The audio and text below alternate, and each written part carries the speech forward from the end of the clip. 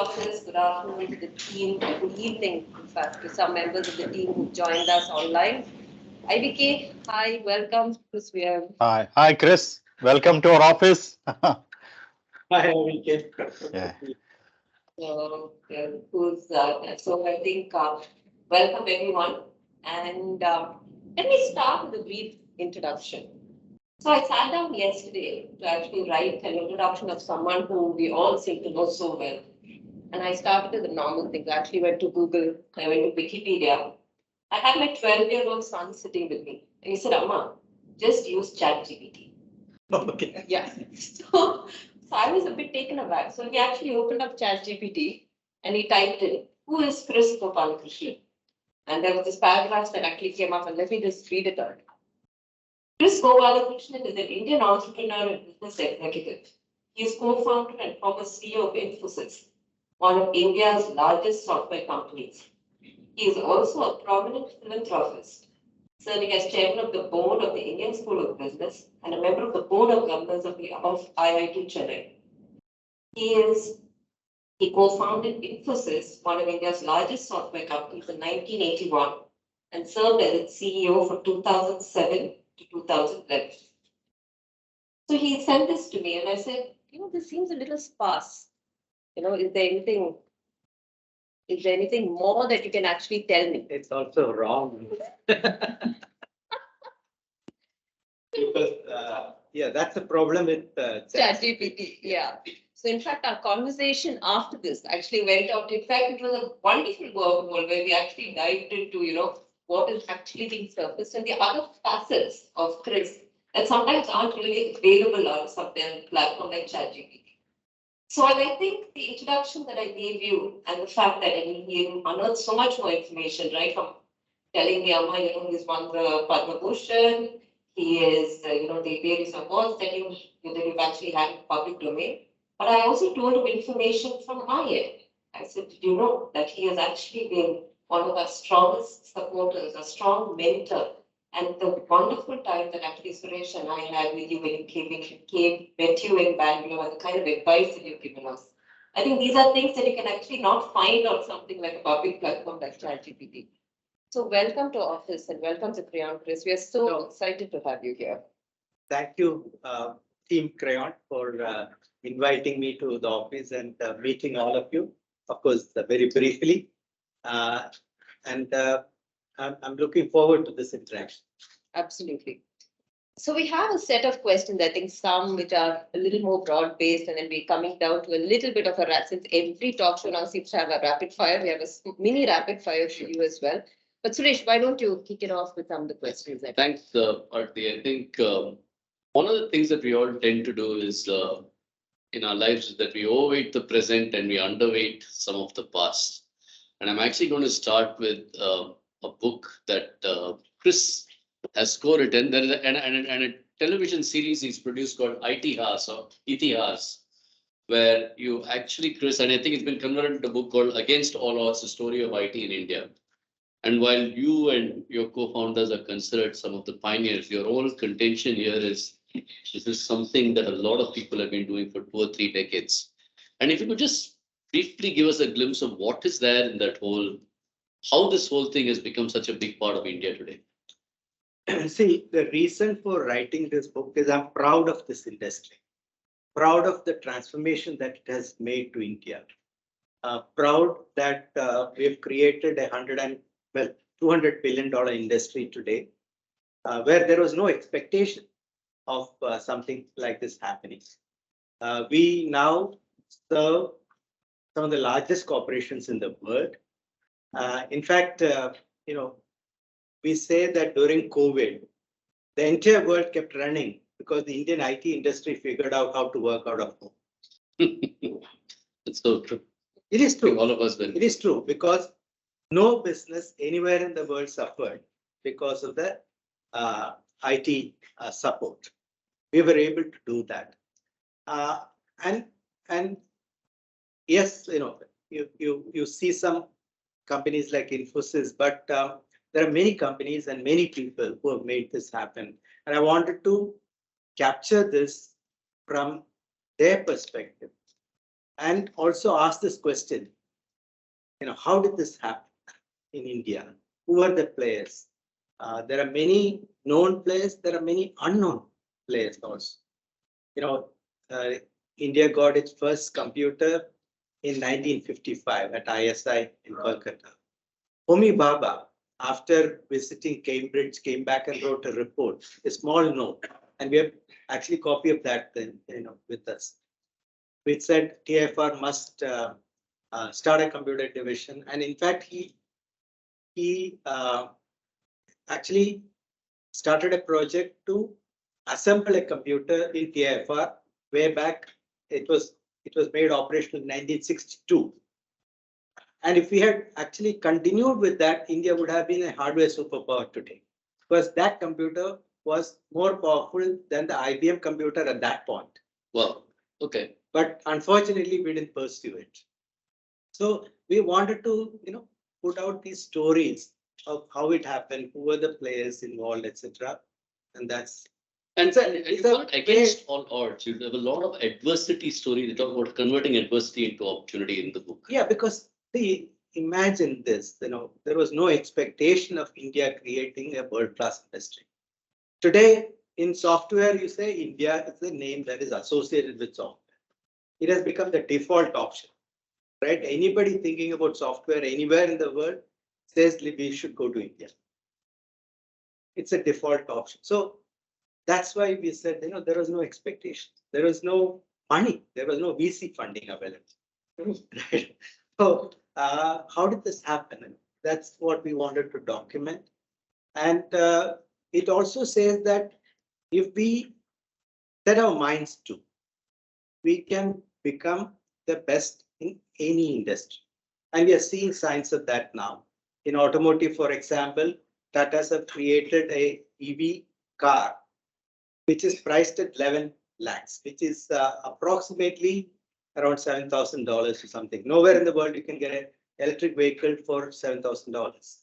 Nowhere in the world. $12,000. $12,000. Right? Yeah, the Tesla is about $50,000. Nowhere else in the world you can do that. So India can do things at a scale and at a cost which nowhere in the world anybody can do. We have done that in space. We have done that in atomic energy, in telecom. At 400 rupees per month, we get unlimited calls, unlimited messages, and 2.5 GB of data every single day. Nowhere in the world. And the quality of the service is very good. We will get 100% 5G coverage by the end of 2023. UPI. At zero cost, you can transmit money to anybody else just knowing the telephone number. You don't need to know which bank account they have and nothing. So all of that happened because of our focus on technology, especially. And because everything else today using IT, I believe that we can disrupt every industry.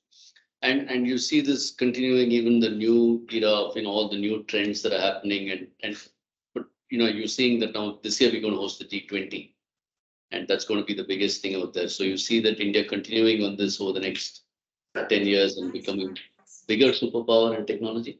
Very difficult. It requires us to think about building industry by industry world-class companies. And that's the message simply, that if we believe in that, we can do it. If we then work hard at it, we can do it. It won't happen just because, the opportunity exists. That opportunity has to be converted into businesses, products, leadership has to be there. It has to be built step by step. So another message is we didn't build just one company, we built an industry. Mm-hmm. Absolutely. Right? We built an industry, and we made sure that this became the way in which software R&D is done globally today. So it was a conscious effort to develop this in India, and if we do that, so if we decide, for example, that we will become leaders in electric vehicles or autonomous driving, if we decide that we will become leaders in drops and we work hard at it, select few areas and work hard at it, I think we can do this. Just pulling back into the Indian context now, and if you look at, the past couple of years, the entire fintech revolution that's happened, and then you're looking at the budget, 2023 budget, there's been so much of focus on the entire data, talking about data corridors, data embassies, and the focus on AI. The entire make AI work for you and make AI in India and make AI work for India. All of that are also areas that us as Crayons are extremely, it's an area of interest, it's the area that we're working in, and it's something that we really want to also advance in.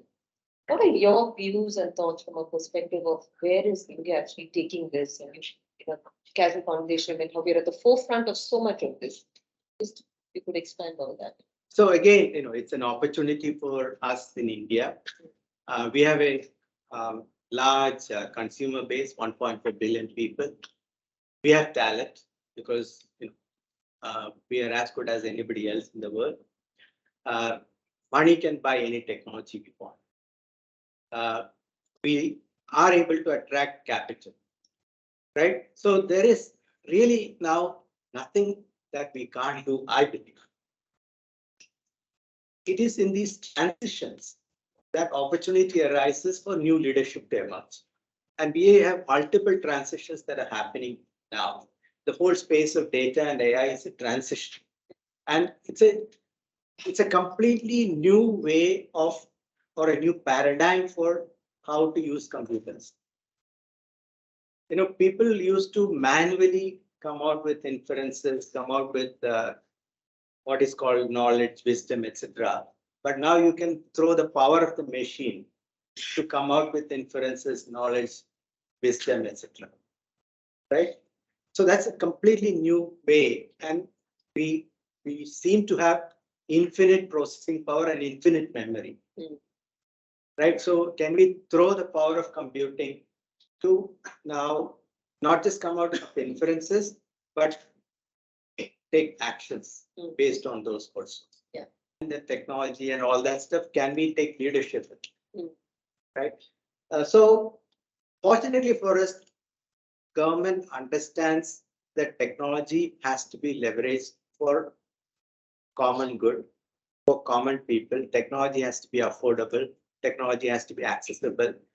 That's a key difference between India model and model of, let's say, US, etc., where they believe that technology has to be developed by few companies. So their model is 3-4 companies control the data of the world. Yeah. Whereas in India, we are taking the route saying that technology and data should be available to all, and then you, on top of that, you build specific proprietary systems on top of that. I believe that this is a very powerful model and opportunity for us, and the government in its but not just the budget, but in everything that they're doing, they are actually reinventing industry. What they've done in the payment space, they're now planning to do in the healthcare space. They're planning to do in education. Yeah. So industry by industry, they are trying to do it very differently. That's that, the democratizing in some sense the opportunity to innovate. And you mentioned healthcare, Kris, and I think we've done this in payments, right? It's an amazing thing where you mentioned where everybody is just running on top of anybody can make a payment. And the most interesting thing now for all of you is that now Singapore has a real-time payment stack, and India has one. And now they're basically going to link the two so that someone in Singapore can send money to India. You're a migrant worker in Singapore. You can send money to the person who's sitting in your village direct without having to go through a bank and paying any of those transfer fees. So in a way, we're becoming the model for the world. But how are you doing this in healthcare? I mean, because that's such a new emerging area. So you have to, again, and just before, Kris also heads something called SWAST, which is a healthcare alliance trying to build the healthcare stack for India, if you will. So I mean, if you could share some. Yeah. So again, you have this is why history is very important. Understanding history is very important. You need to understand why is the industry structured like it is today. And if you want to redesign that industry, how would you redesign it? Right? Computers started as standalone systems. Then they were networked and the internet came, etc. And so when they are standalone systems, every hospital, every service provider has to store their data. There was no other option. And then they said, now, if you want to connect to an insurance company, you have to provide a pipe to connect the insurance. Data will be moved across. So if you go to 2 or 3 service providers, 2, 3 hospitals, your data is split between these 2, 3 hospitals. Right? If you want to design that system today, you would actually store the data on the cloud. And the hospital doesn't need to store the data at all. When it wants to process, it will pull it from the cloud and store it back in the cloud. The consumer can authorize that hospital to access his or her data. So it protects privacy. It's better in that sense. Mhm. And the consumer can get a unified view of the entire data. From now, birth to death, you can have your data online available. Today, you have no way of doing that. Today, you have no way of knowing if you have 5 different bank accounts, no unified view is possible. The account aggregator will allow you to do that actually. So healthcare has to be transformed to a completely different architecture, and it has to be at the industry level. It can't be at the hospital level because no hospital wants to give up its data. Though it's actually lower cost for them if they give up the data because they have to store the data forever. Mhm. That's a huge cost. And if you move that data to the cloud, it's a very different way of looking at it. And now that data in an anonymous format is also available for research purposes. The data with the hospital is not available for research purposes. So there are lots and lots of advantages in moving to a different architecture at the industry level. And since India doesn't have a legacy, very few hospitals have healthcare systems, less than 5%. So there is no incumbent who's going to try and prevent this. Yep. In the US, you can't do this because all the hospitals have their own healthcare system. They've spent billions of dollars doing this. They're not going to move out of that. And it's very interesting that you said the industry has to do it. You know, there's a general view that the private sector is the only thing that can create all the things. But I mean, even some of your other co-founders have been working at the government level. You think government is the only one that can create an impact? So another message in this book is that the IT industry was created by industry and government working together. Right? The government came with the tax incentive scheme. Government, for exports, they gave 100% tax exemption. They created special economic zones. They get accelerated approvals and things like that. So lots of things the government came up with which allowed the industry to operate without any roadblocks or without any challenges. Many other industries face those challenges. And I tell now people, the best example for single window clearance is the software technology parks of India. They were able to they were able to give approvals for building permits. Anything that you want, just go to ST. Single window clearance in the truest sense. So I believe that when we look at large transformations of a country, it has to be led by the government and the regulator. That's what happened in the payment space. Yep. Reserve Bank of India stepped in and said, we will permit this. We will allow it. And in fact, I think UPI now manages transactions more than Visa, MasterCard, or any other credit card company in the world. Yep. Per month. Yep. Right? So we can make things happen. So Chennai is home. I mean, one of our homes, actually, Singapore, Dubai, and Chennai has been our home. And when we started 10 years ago, the question of was in Bangalore, Chennai, but we chose Chennai to be our home. I think we've seen a lot of change in the city. And you also have a connect here. What's your view on the way the Chennai ecosystem has been developing, the connect, and what's happening on the innovations? View on that? See, my take on this is it requires leadership from people here to think about broader role they can play, leadership role they can play in developing an ecosystem. That's very important. Now you have people like Sridharan who come forward and say, I will not just work for my company, but I will work broad, developing a broader ecosystem. That's what differentiates Bangalore. You know, we didn't just work for our own companies, but we worked in developing the city. We developed the brand Bangalore. All of that stuff was done. I think that is very, very important. And I don't see any reason why, Chennai cannot be there. Yeah. Hyderabad is doing a good job. Yeah.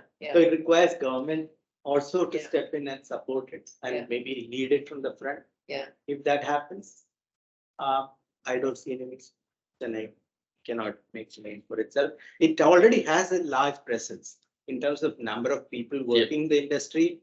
It's probably right up there, 1, 2, 3, something like that. And you work with IIT Madras. I mean, you're a former IIT Madras alumnus, and you have a research park and all of that you've set up out here. And you were sharing something interesting about how you want to challenge the students. You was sharing an anecdote. So, what are the kind of challenge that you would give to people today if you're going into IIT Madras or even to Crayon? See, an educational institution has 3 roles basically: create knowledge, disseminate knowledge, that's the education piece, and apply knowledge application. IITs have become very good at knowledge dissemination. They create world-class students, right? In creation of knowledge, probably they're somewhere in the top 25 or top 50%. It's in the top quartile, somewhere there.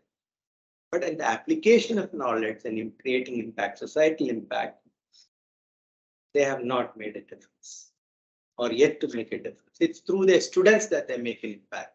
So I want to challenge them and say, can you talk about a world-class product coming out of IIT? Right? A product that creates $1 billion revenue. Coming out of the research that's done in IIT. And I don't see any reason why it can't. Because talent, technology, capital, all are available. Somebody has to put these things together and make it happen. That nobody else from outside can do that. It has to be done by the people inside the organizations. It's true for any organization.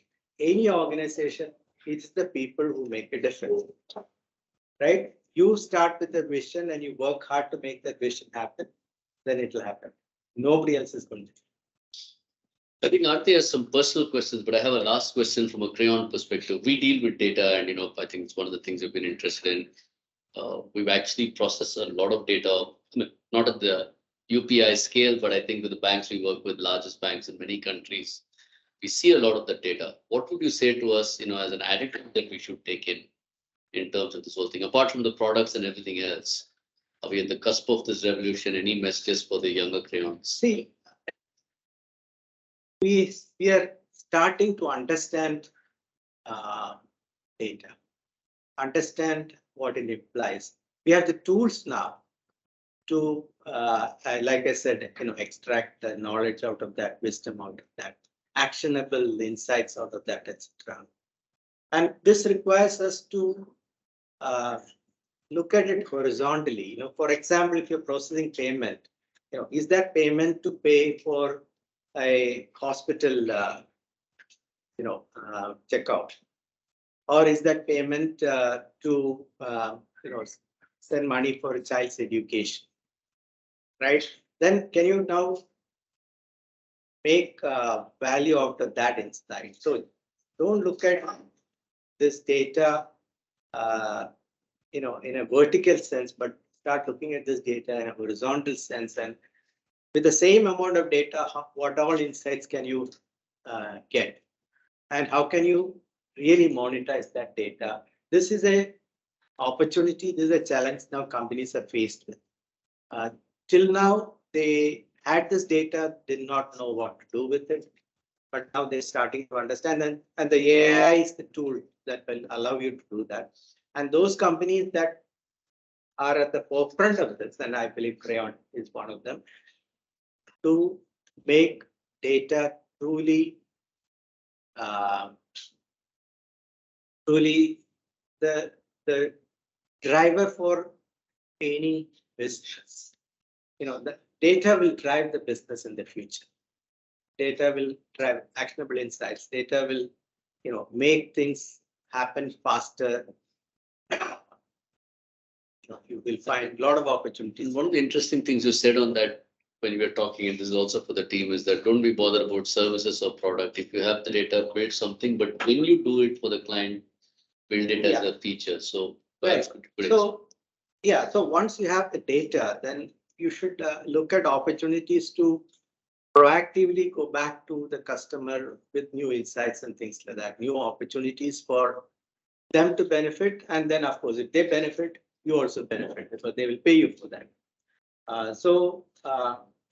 And then once you get an insight from the data, then you can look at other customers who have the same data, who can then benefit from that insight. So you can make that into a solution, right? So it probably starts as a service, but becomes a solution or a product and goes to other places, etc. And I strongly believe that that's an opportunity that you have. No, I think we sometimes get caught up even on our internal thing. No, we're a product, we will do this, SaaS metrics are like this. And again, you had an interesting comment about valuation and the business. So perhaps we could share that with the. The valuation is an outcome of value that you create. Valuation cannot be the end product. Value you create is the end product. And so you should always be focused on value you create for your customer. And valuation will automatically come. That's what I say. Thank you. I mean, sometimes we tend to forget the things in the daily world that we live in. But you had a more. I think just to move from a larger, almost from a macro perspective to coming to you. We sometimes tend to forget that Infosys was also a startup at one point. You've actually been part of the journey of a startup to build it. Was it? Months. Ever? It wasn't $50,000. Cannot imagine that time. So, I mean, just to understand, what was your own learnings of actually being part of, a startup? Because there must have been highs and lows, and anything that you'd like to. So there are highs and lows in everybody's life, right? It's just not a company. Company is a group of people, so there are highs and lows in the business also. It's having people come together during challenging times. I think that's what makes a difference, and that's what differentiates strong companies with weak companies. If they fall apart when challenges are in front of them, they will not survive. If they come together and decide to fight and decide to come out of it stronger, I always see this challenges as opportunities to come out stronger. For example, during COVID, I believe that India has come out stronger. The world appreciates India now much better. Look at how we have fought this and come out of this in a stronger position, right?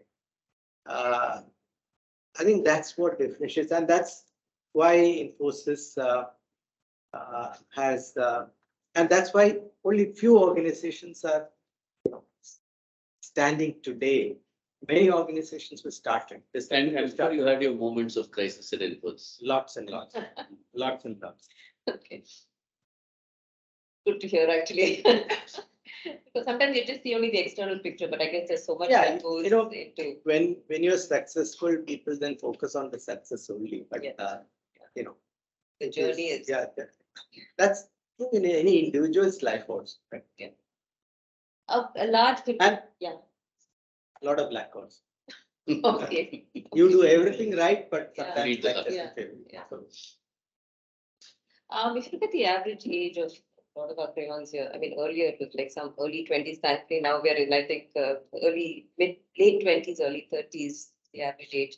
Now, if you were to look back at your younger self at that age, is there any advice that you could actually give your younger self? I wish I were younger. The reason is simple. You know, India is very different today. Okay. I see people, youth especially, very confident. They feel that they can compete with the best in the world. I feel that they have unprecedented opportunities. And the perception about India is very different. The perception about youth is very different. And I meet a lot of startup founders in my current avatar, and I find that they have no fear.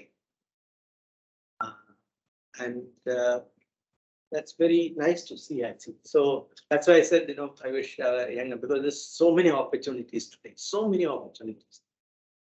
That is true. Can I ask the reverse question? Do you have advice for startup founders who are turning 60? Yes, I have. Startup, I now have a different organization called Vaya Vikas. One of the slogans we have is start a business at 60. Turn and become an entrepreneur at the age of 60. So that's a new movement that we are studying, because you're going to live longer. Absolutely. 60 is not old age, it's middle age. There you go. Hey, none of you guys, okay? You are younger than all of us, Suresh. So. We are all going to live longer, and so many of you who are in the 20s today, you're going to live up to 100. You have to figure out how you're going to manage that. Because what you do today makes a difference when you turn 60 or when you turn 80. That is so true. And, I keep telling people that we have to constantly relearn and reinvent ourselves for new things. And take care of your health.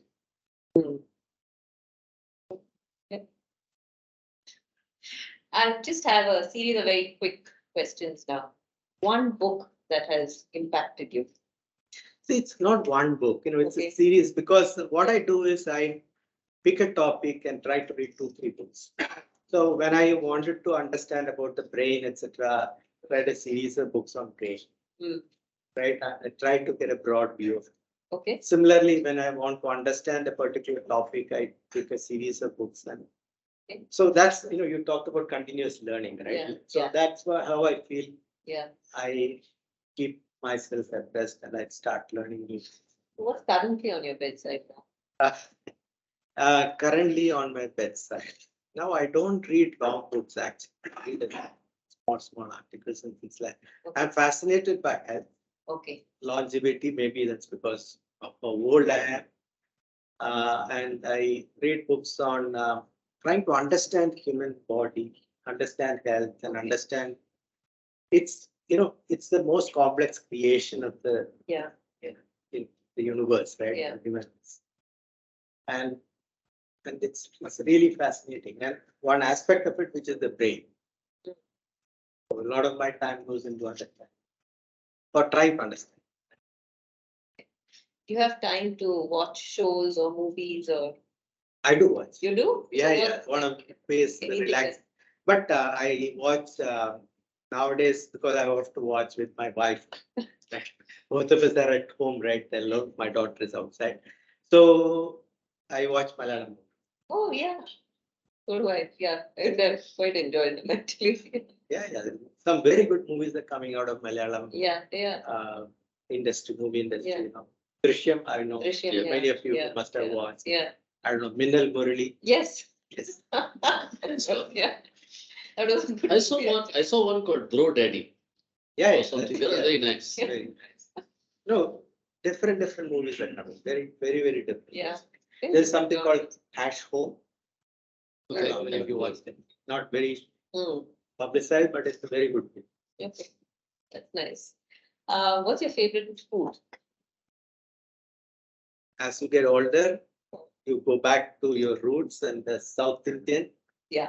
Simple food. Ah. Dosa, idli, curd rice. So that's comfort food, actually. Yes. Yeah. Yes. And finally, what is the most exciting thing for you in 2023 that you're actually looking as we start this year? So this year for us in India, the G20 is a great opportunity to showcase India. I strongly feel that we will get lots and lots of visitors this year. Yes. And what we do would have an impact on the world, possibly. Second, if you are